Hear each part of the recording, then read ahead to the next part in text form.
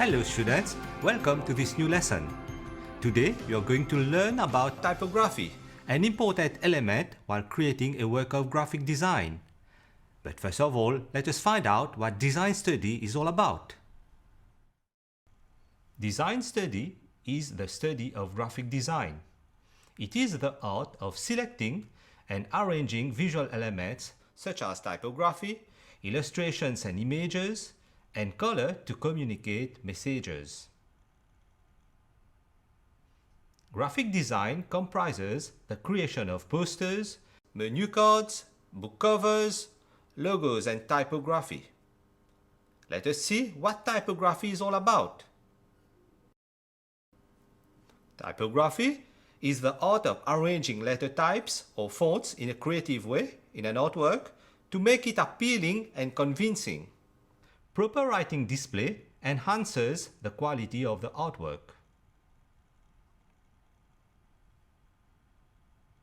There's a strong bond between writing and mankind. Ancient civilizations used writing in the form of images, which evolved into alphabets. This eventually led to typography. The association of images with sound encouraged the emergence of alphabets. This picture shows an evolution of signs and symbols used in ancient Egypt toward the Roman alphabet.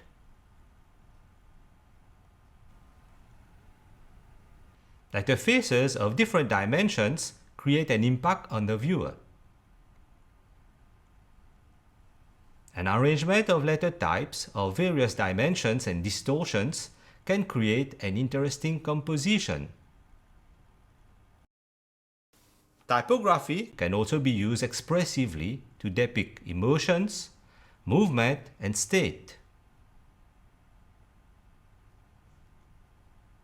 The Bauhaus movement, led by Walter Gropius, was very much concerned with graphic design. Hence, the Bauhaus artists created various lettering styles, most of which were hand-drawn.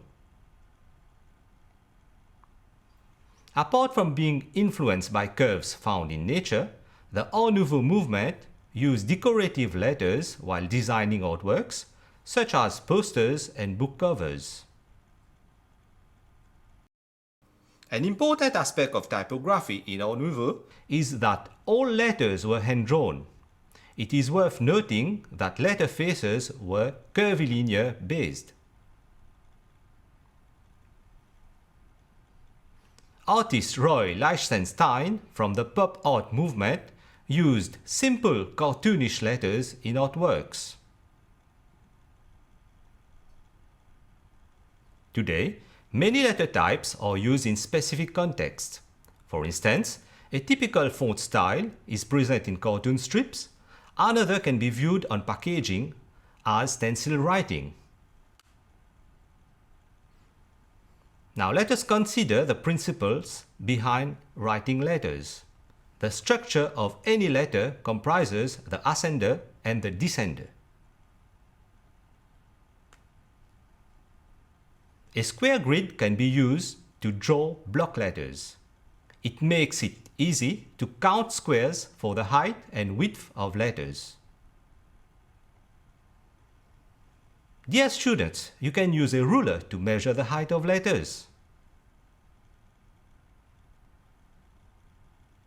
The weight of the letter is the thickness or thinness of a letter's strokes in relation to its overall size. A letter is said to have less weight when it is light, but is known as bold when it has more weight.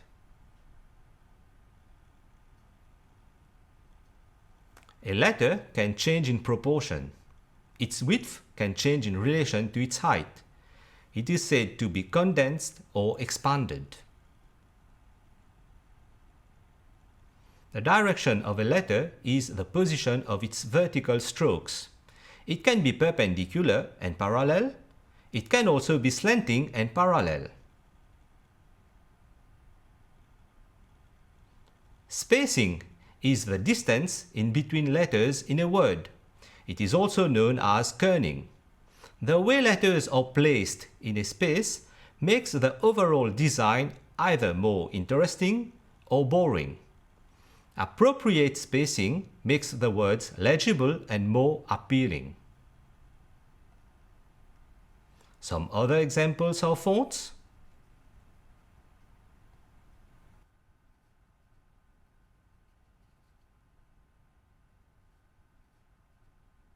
Well, students, we have reached the end of this lesson. Thank you for watching, and I hope to see you soon for another lesson.